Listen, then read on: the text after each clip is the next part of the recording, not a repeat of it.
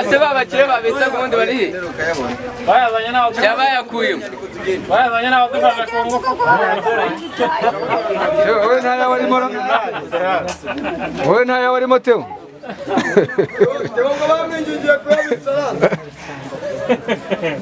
bayazanye naho dufashe ku ngufu none reba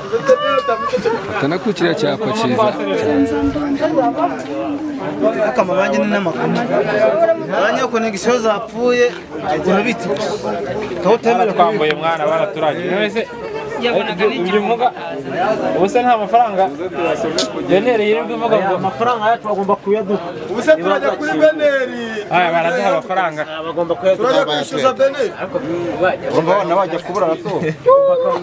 reba nka dimo behembwe kwa nyuma ya rundayi